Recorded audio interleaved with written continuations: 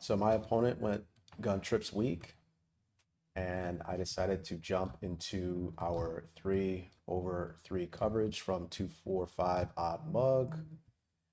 I made my 3/3, obviously, as I probably stated in the introduction, is where it's almost like a zone pressure package or like a fire zone package where we're bringing 5 on a pressure, and then we're playing 3 zone type defenders in the second level, and then 3 on the back end of the coverage. And we have matching principles with this coverage. Now in Madden, they don't match against specific formations, which can be a problem. Okay. But I've learned to love to run these types of pressure packages against a lot of different things that I would never utilize it against previously. So I've been using it against gun wide trips weak or trips type formations. I've been using it across a lot of different things. So I'll just go ahead and stop running my mouth and we can get into the subtle adjustments that I make. Okay, so traditionally, we have 3 deep and then 3 under. Okay, the safety on the weak side away from the passing strength will bust down. And this guy goes like this. Okay, and then we have our pressure package underneath with 5 rushers. All right, so obviously there's things you can do underneath to optimize getting someone to come scot-free. Okay, but against trips, what you want to do, at least in my opinion, is you want to manually man up the backside corner and then manually man up the apex on the back. Whoever is the underneath zone defender, you want to man him up on the backside back. All right. And I think traditionally when you run 3/3 type coverages and they come out in trips, okay, I think the defense automatically checks into this where they man up the backside and zone off the front side. Okay, but in Madden they don't do this. Okay, to my knowledge, it's something I gotta check. Okay, and they do match in Madden against some formations, but some formations they don't. So hopefully I'll get into that as we get through this video. All right. And our seam flat, he's going to take this guy vertical, any vertical pattern and out. All right, so that's important. We'll get into that later. And I think this is the second most important thing that you need to do when you run something like this is you want to press this guy on the outside. So I didn't have enough time to do what I wanted to do. I want him to press and play with inside leverage. And the reason why you want to press this backside guy in this situation is because this guy is on the LOS. Okay, this makes a world of difference when it comes to man-to-man coverage. And the reason why I say that is because if you don't know what I mean by that, this guy's on, this guy's on, this guy's off, and this guy's off. All right, so if you're in man-to-man coverage with this guy, look at the distance between you and him as opposed to the distance between these two guys. All right, this receiver has way less space to work with at the snap of the ball as opposed to this defender against press coverage. And what that means is at the snap of the ball, this guy in the yellow will have more space to evade press coverage. And a lot of times they will get really good animations and get free off of the LOS. You'll get a bad animation on the jam and etc. As opposed to when they are on the LOS, you will get really good animations in press because there's less space for this guy to work with off the LOS. And it makes a world of difference when you are trying to bring pressure. Because the whole idea of pressure is we are trying to obviously get to the quarterback, and the more time we are given up front to get to the quarterback is a plus for us, right? So if it takes longer for this guy to get out into his route, okay, then that's an advantage for the defense to get to the quarterback. All right, so we'll go ahead and play it. So what I'm doing here as the backside, I'm not even really concerned about this backside. I was trying to get him to play inside leverage. When you play outside leverage press, you get some bad animations. You want to play with inside leverage here. All right, so I was going to peek backside and then work front side. And I know that I am responsible. I am pretty much the 3-up player. What that means is if this guy goes vertical into the inside, I have to take that route. If he drives underneath inside, I have to take that route, right? If he buzzes to the outside, then I can squeeze this side looking for somebody coming back from the front side, all right? And obviously you want to know where your help is. Your help is deep to the middle of the field, and he should be squeezing more to this side because this is the passing strength of the formation. So I don't remember what happened here. Okay, so I didn't like that. I just could not get him to move inside. So I wanted to give the illusion that we are capping this defender. Okay, so, again, this is where you try to get some deception going. A lot of times, where are we weak, right? We are weak potentially on a vertical route here, one-on-one. All right, so a way we can discourage an opponent from throwing where we are weak is to give the illusion that we are strong in this area, right? Giving the illusion that we are capping this defender so you don't want to throw that route. So a lot of times what guys will do when they see this, well, they'll turn this guy into like a slant, and that plays kind of right into our hands because we don't want them to attack deep. All right, so I don't remember what I did here. You got to get comfortable playing with the deep middle safety. You got to get comfortable playing with the outside corner and zone, all that stuff, so you can optimize a lot of different plays here. All right, so I'm reading underneath. I notice that the 2 goes out, so he has them. And I decided to buzz down and help out on this underneath route. And I believe my opponent felt like he had nowhere to go. We can look at the jam.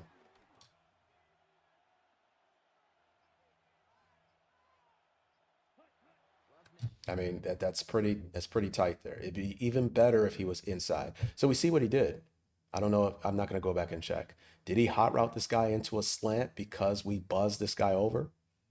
Okay, maybe so. And that plays right into our hands because the 3 rack is working to the front side to cut off the 3. All right, so we get a sack there. He goes gun tray Y flex. So, I've been fooling around with these 3/3 type coverages. So I'm like, you know what? I don't know which one of the 3 I went, but the concept is pretty much the same here. I probably did not go over overload 3 seam because of the formation. Okay, so that's important too. Because in overload 3 seam, we are bringing the nickel from the passing strength. All right, and that is not beneficial for us against this formation here. And the reason why is because we'd be bringing this guy under pressure and he's just way too far away from the quarterback. All right, so I picked a different 3/3 coverage, and you can see the adjustments I made. Again, this is a trips type set. It's a little bit different, but it's still the same. 3 on one side, and then we have wide receiver and back on this side. So I should man up the tight end and the back, but I decided to do something a little bit different on the back side here. You'll see what I mean by that. There it is, where I took the safety, I manned him on the tight end, and I took the corner and I manned him on the back. All right, so I won't go over why. Sometimes I like to mix up stuff, right? So we give the illusion that he's playing outside leverage on the tight end because we want the tight end to go inside where we are playing with better leverage with the safety inside. And if the back pounces out to the outside, we have the corner to deal with that to the outside. All right, so I decided to play the middle of the field closed safety, and I should be favoring in between the numbers and the hash here to the strong side of the formation. Okay, so we see the number 3 cross in the field. I should cut that off. And we get a nice play. So I believe he played right into our hands. Again, this is using alignment to get your opponent to sway away from where you are weak and go into areas where you have better coverage. So I think he went to the inside. Maybe he thought that this guy was playing with outside leverage, and our safety is playing man-to-man on the tight end on a route like that. I think the back stayed in the block, and then he checked out. And obviously our corner was able to man that route. We can pay attention to the pressure here. You would like for this guy to hold up the center, so we get a 3-on-2 here on the pressure.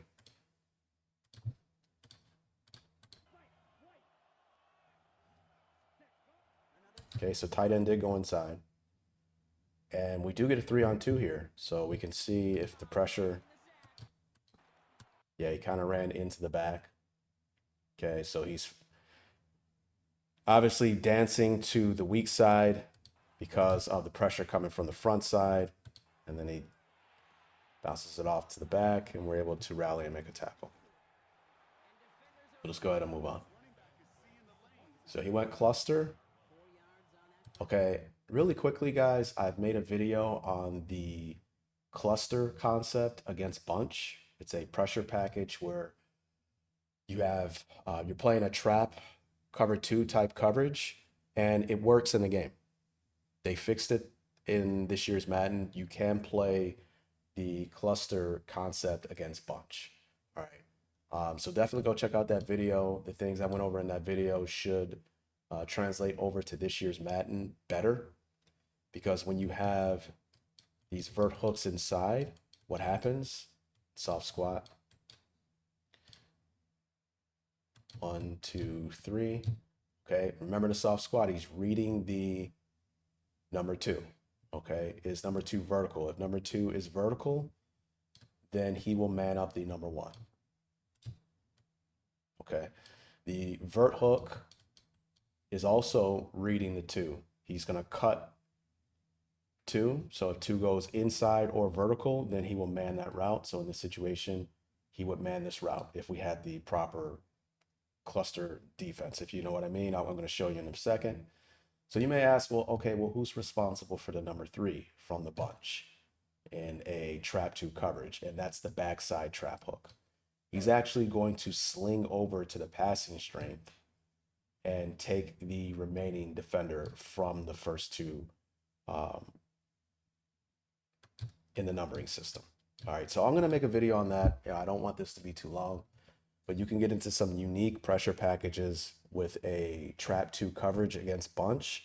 And that's another thing that you can use from your toolbox to deal with these bunch happy offenses. All right. Now, the one problem with this coverage here is we have hook curls, or we have cover 2 curls from these 2 interior players. So they will not play the coverage properly. They're just going to zone drop. All right. And I didn't realize that when I picked this play. So they're not going to play cluster against bunch. All right, so I don't remember what I did, but I believe we got a sack due to the front. And you can pay attention to how we are covering the center here. And this is why I love these fronts that force man-to-man blocking schemes up front, because the guard and the tackle are going to open up, and this is where we just want him to hold the guard and get to his landmark. And if he just holds the guard just enough, we get a 2-on-1 here. And that's what happens. We get a free pressure here. Okay, on the backside, when I play this, I believe this is when I realized that I didn't have the true trap vertical hooks from my interior players. So I play little games here where I man up the safety on the backside X, and I use it as the cloud corner here. And I want to reroute the X to help out my safety, and then I zone off and look to cut off any crossers from the front side or take the back if he goes to the flat. Doesn't matter here. We're going to get our guy coming scot-free to the outside, and we get a sack. So again, here I'm just playing around with the 3-over-3. Okay, this would be a 1, 2, 3. He's a potential 4 or 2, depending on which side he releases into. And this is the 1, right? So I should man up the backside third, which I assume is what I did here, and press him. Why? Because he's on the LOS, and it's going to be harder for this guy to get good space at the step of the ball against a press corner when you're on the LOS. Use it a backside safety, And there's really nothing to go over here because of the pressure we have up front. We just get a free sack here. We'll just move on. So here I decided to get into a trap coverage. So, you know, I've been fooling around with different stuff here. Like I use this type of concept all the time. What I mean by different stuff is different formations and all that. And I didn't realize again, see, there's a difference between, let me go ahead and play it. Okay, notice how we're bringing the nickel under pressure. Okay, and usually when you bring a blitz from a cover two, from the secondary, like a nickel blitz, usually your corner is in soft squat and the apex, well, not the apex, but the next defender in coverage is in a vertical hook because you have matching principles from cover two. It's where you're trying to play a trap type coverage. All right. But in this situation, we're bringing the blitz, but we're not matching in the back end. We're just kind of zone dropping and getting into areas. And that's not what I wanted. All right. So I didn't notice it until now. So I should change this guy to a soft squat so we can get into the trap type coverage. And then I decided, you know what, I'll just use this player and then play the proper concept from a trap two coverage. All right. So you should see me do it here. I tried to hurry up and get it in there, move the nickel in. So I did it really quickly. I put him in a soft squat. So again, what is he doing in soft squat? He's reading the two. If two goes out, he's going to trap that and jump the route. And then in that situation, the vertical hook wants to cut the inside breaking route from the number one. All right.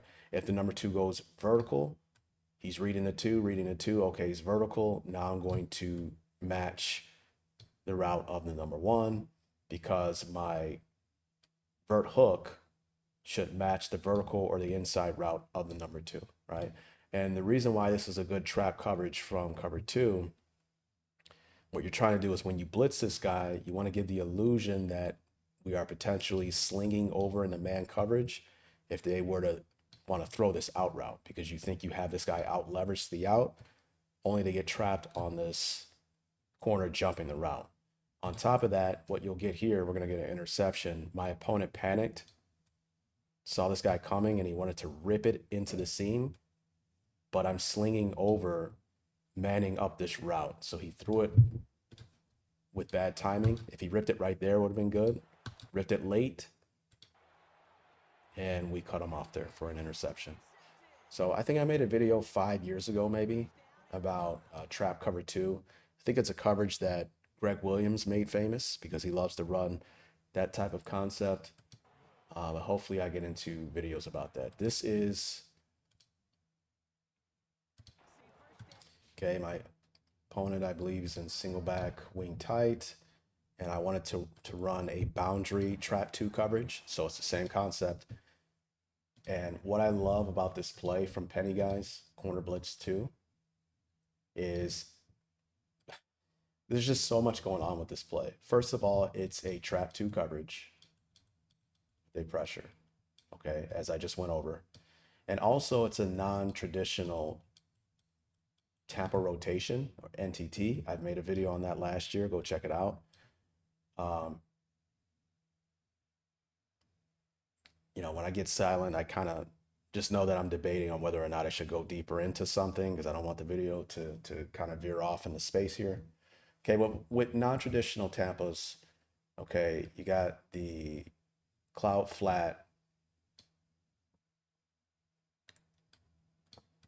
Okay, hook curl, safety, pole runner.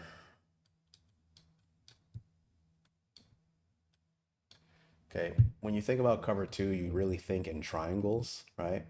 So you get a triangle here, you get a triangle here, and you get a triangle here. Okay, and if you think about it, you also get a triangle here, right? If you think about a traditional Tampa, well, when you get a non-traditional Tampa, it's really the same thing. You still get the same triangles, but you get it from non-traditional players, right? So hope I'm not confusing anyone here. So if you think about in cover two, you have someone in the flat here. Okay, you have someone in the vertical hook. I'll just say wall 2 players here. Flat, pole runner, deep half, deep half. Okay, well, in a non-traditional Tampa, you may have it to where the safety is coming down to play the flat and the corner is up to play the deep half. Okay, you have different players going to the same landmarks from traditional cover 2, and that's what makes it a non-traditional Tampa, because in traditional Tampa, you have the corner playing the flat. And in non-traditional Tampa, you may have the safety, or you're playing some type of invert where the safety comes down to the flat, the corner buzzes out to the deep half. Okay. There's reasons why you do it. I won't go over it here. But obviously we have that in this play, right? Notice who's playing the deep half here. The nickel is going to sling out and play the deep half. And the safety from the front side is going to sling all the way over across the field to play the deep half on the weak side of the field. The safety from this side is going to widen out and play into the flat area as opposed to the corner. So we have a lot of different things going on with this. I love this play.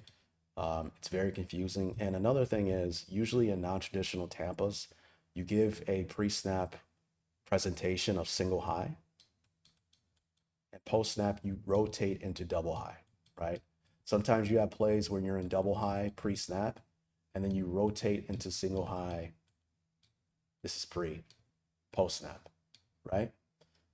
Well, this is very unique in the fact that we are giving a double high presentation pre-snap, and then we're rotating into double high post-snap. Now, I know that doesn't seem to make sense, okay, but at the snap of the ball, you got to think about the picture of what the quarterback sees. We're changing the contour of the defense in a way that can create a lot of confusion, because the safety at the snap of the ball, right, it looks like we're in deep half here, is going to buzz over and run across, which may give the illusion, okay, they're getting into middle of the field closed defense.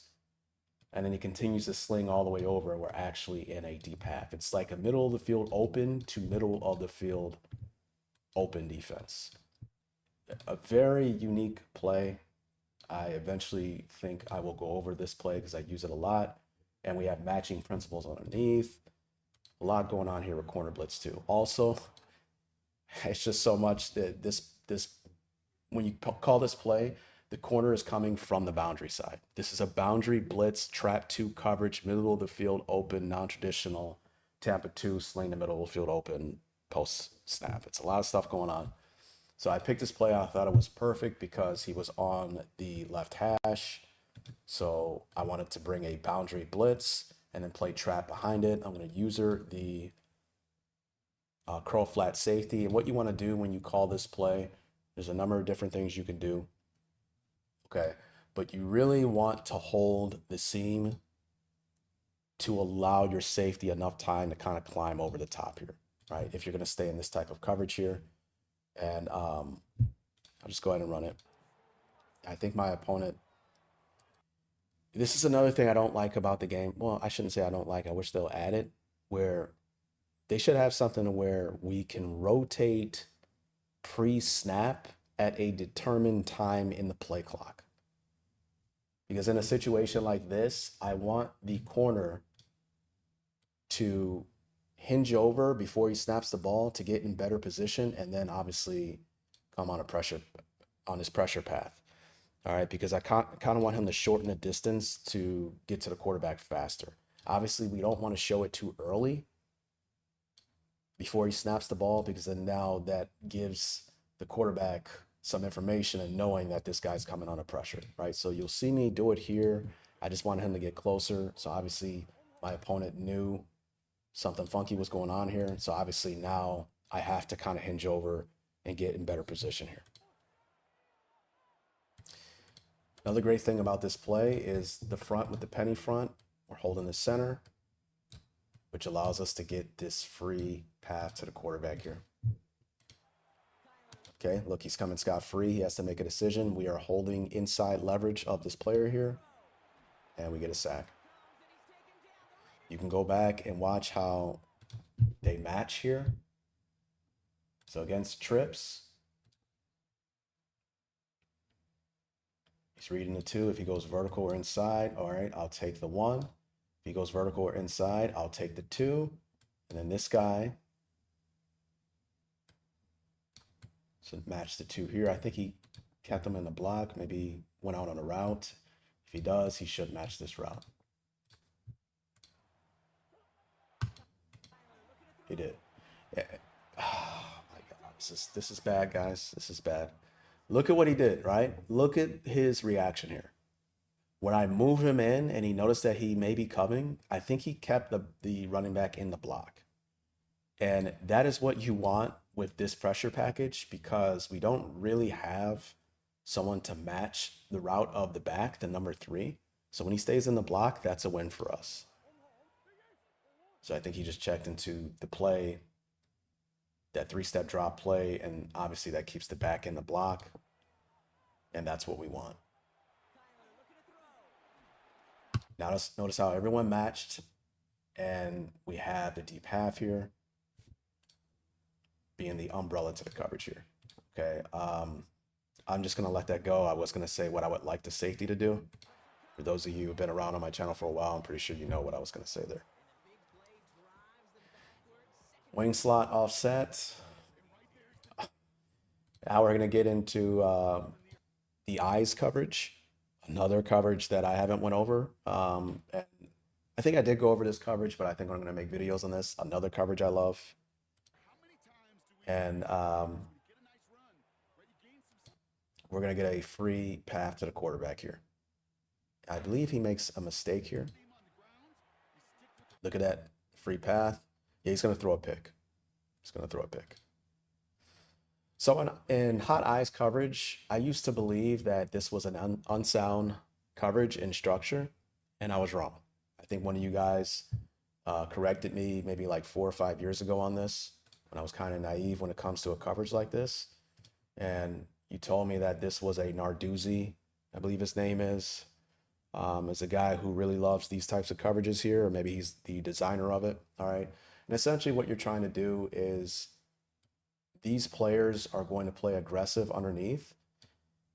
And this is where you get the eyes description of the coverage, where they're reading the quarterback and they're trying to get in the windows of the hot throw.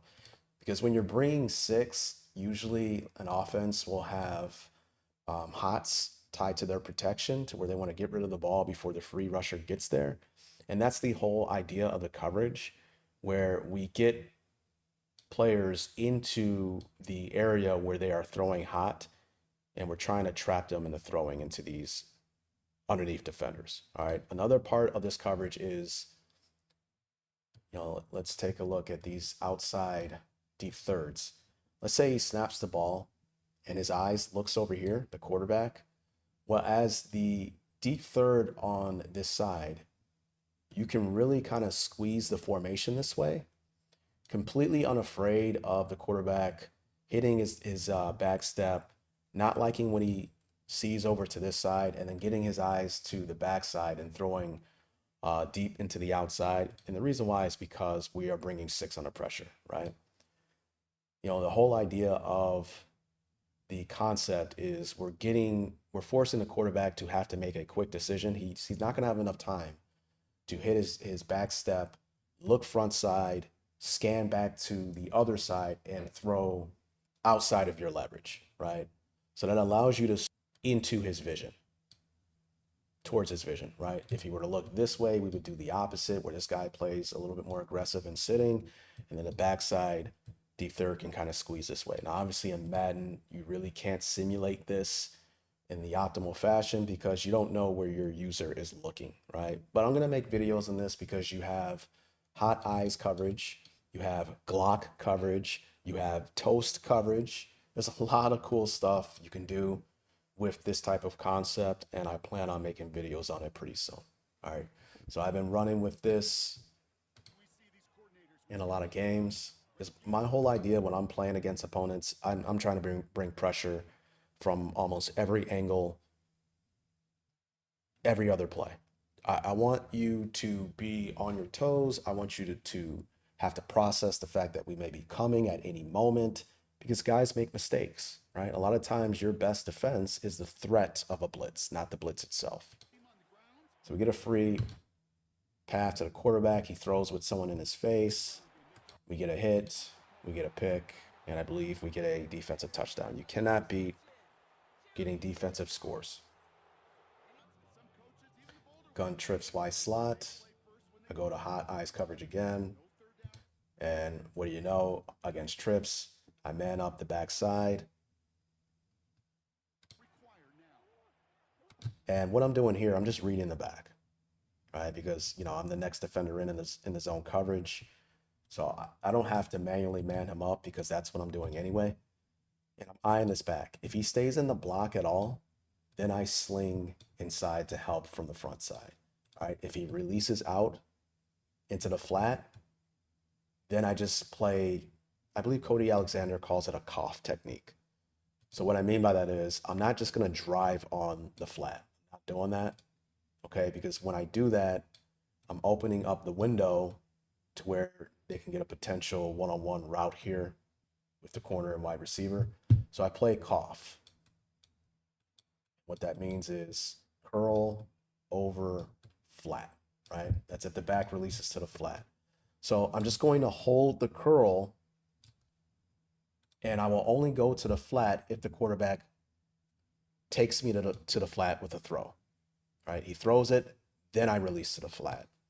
The reason why is because we hold this window so he cannot throw this.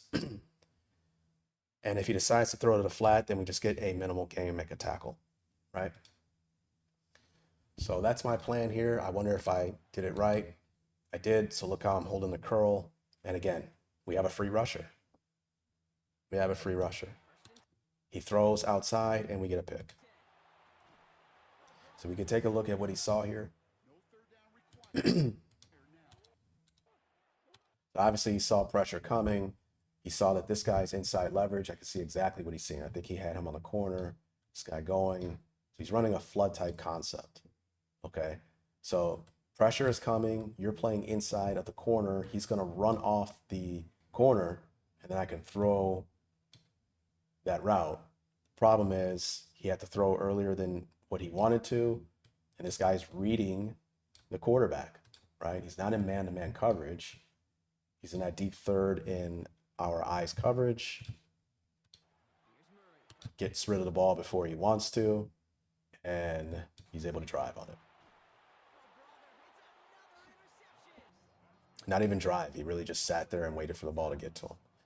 Here is an example of my opponent running a concept into the boundary that I don't think he should ever do, which is why cover two was able to get an interception here. Right, so a lot of times you can just play sound coverage, a simple coverage, and your opponent will throw you the ball because of poor spacing. So I think what he ran, if you don't understand, because he's on the hash, this is the boundary side,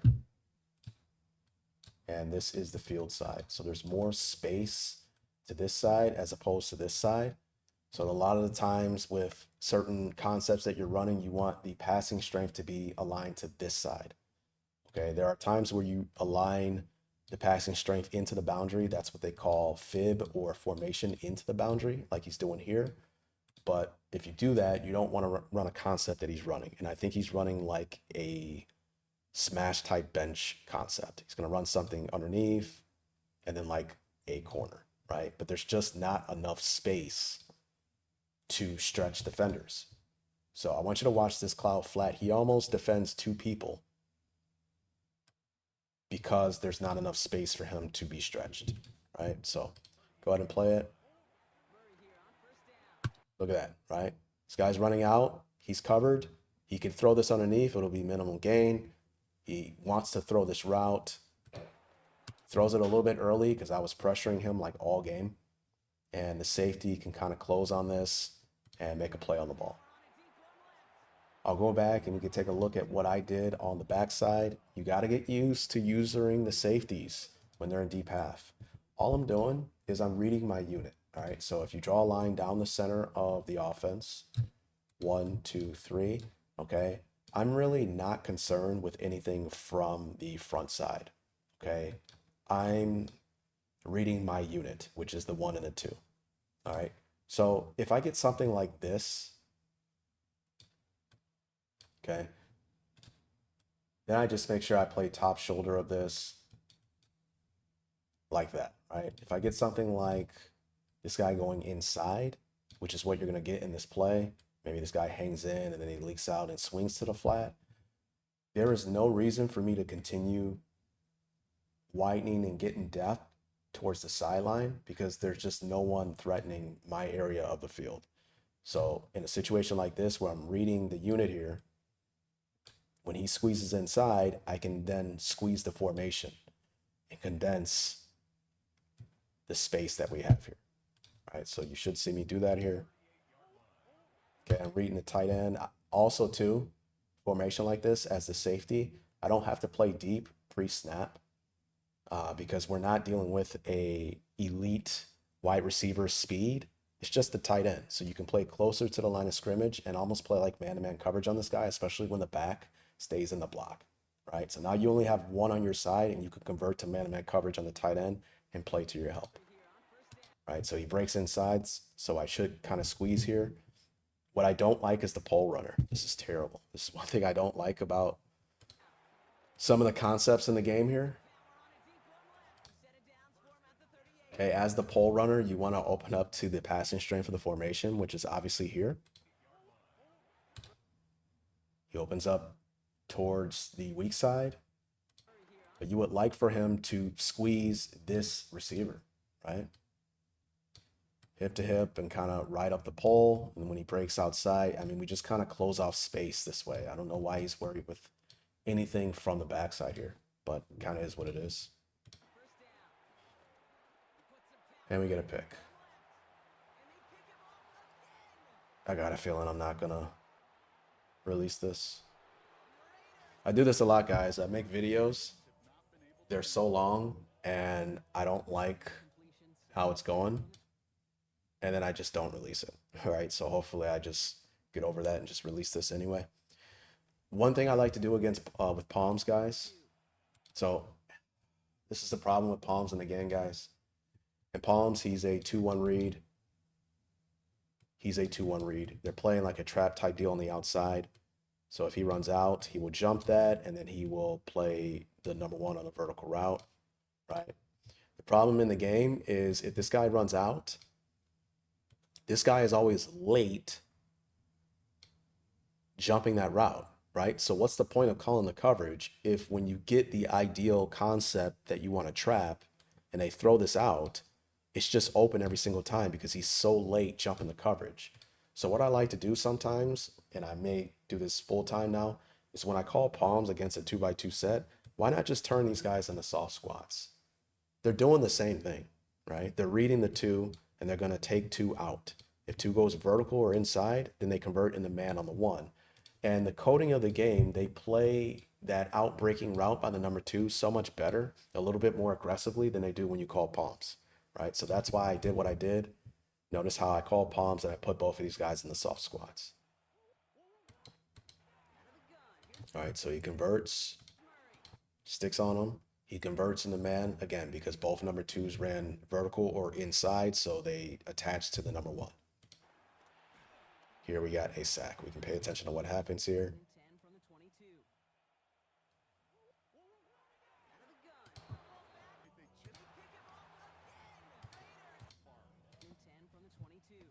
Okay, so I think my baller won his one-on-one matchup here. Yeah, he destroyed him. All right. So on the 3 rack, I should be matching the 3.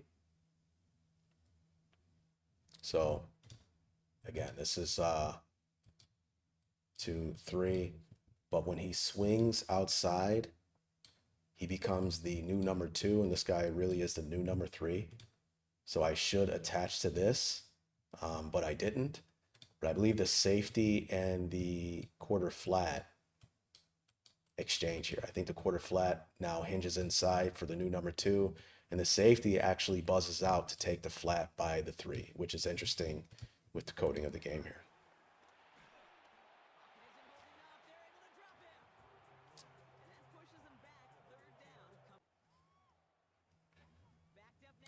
Okay, here's another concept I like to do, guys. Again, everything's deception. Everything's, maybe not everything's deception, but I love to do things like this. So like 3rd and long, okay? I like to call like cover 1, and I want to show you, hey, I'm in cover 1, right?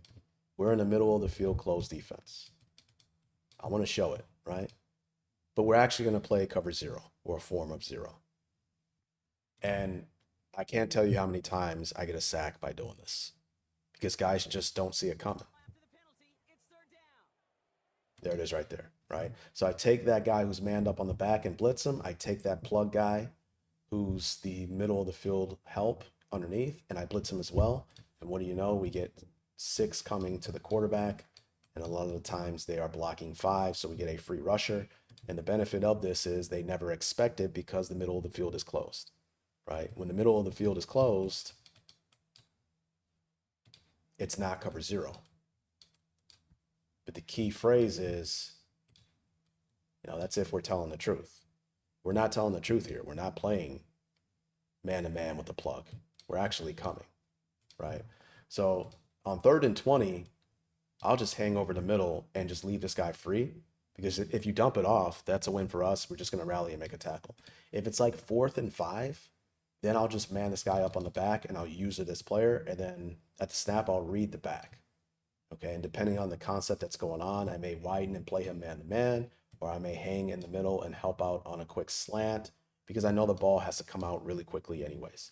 What I would like for them to have in the game is, I believe they call it like a peel technique, where the defensive end on the back side is reading the back, right? So if we're bringing like a pressure like this, okay, well, he can just read the back on his path to the quarterback, right? So if the back stays in the block, then you rush. But if the back releases as you come on your path, well, then you release out and you play him man to man. Okay, so that's a concept that I like in the game. I think if you put this guy in a, what do you call that, bluff blitz? I remember doing this a year ago, maybe 2 years ago. He doesn't, like when you're playing quarters, he doesn't actually play the bluff blitz 3-rec.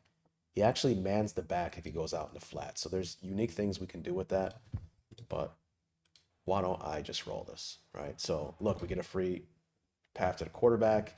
He releases to the flat, but again, I don't care. It's 3rd and 20. We get a sack.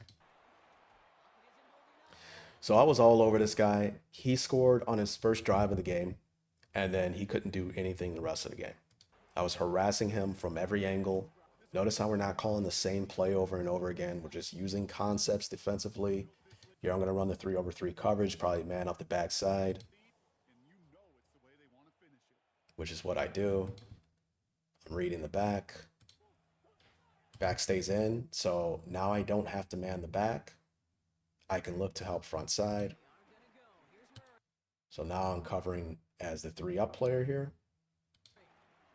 And he throws it early. And that's where we get a pick. I want you to watch the jam animation here. Again, notice how he's on the LOS, right? Look how hard it is for him to create space. And that's what we want when we are bringing pressure, right? So we didn't necessarily get in, but, there's poor spacing here, and I get a pick. So that was our 5th interception of the game. I think we had like 6 or 7 sacks. It was like a complete domination. And then obviously I went over plays from the game I played before that. I thought this would be an interesting video to kind of give my analysis on just a couple of games that I played just now. Because I believe one of you guys wanted a video that dove into like a defensive analysis type of deal. So if you want more videos like this, let me know. Maybe longer videos. If you guys don't know why I don't want long videos, I really don't want to oversaturate my page with too long of a videos, because it kind of, you may cater to people who enjoy those videos, but the overwhelming majority of the people that watch your channel or may run across your channel maybe tuned off by it because it just takes too long. It's just the way it is in today's society. We're kind of want to get to the point type of deal. And obviously my channel isn't like that. I kind of want to get more into the weeds when it comes to football concepts and all that stuff. All right, so I don't want to oversaturate the casual fan base with long videos. So I may have to make another membership section, which will be strictly long videos, right? So if you really like that type of content, then I'll have a section for that. So I hate to say this, scare off the casual viewers, all right? So I think that's my plan. I think that's a good idea. I'm thinking about it now. That's probably the way to go. So if you want really long content, 30-minute videos, hour-long videos, videos like this where it's a long video, but maybe you enjoy this stuff because, kind of get into the weeds of a lot of stuff, then I'll have a different membership section for that. All right. So I hope you got something from this video. I hope you keep coming back for more. And I definitely appreciate any and all support, guys. Peace.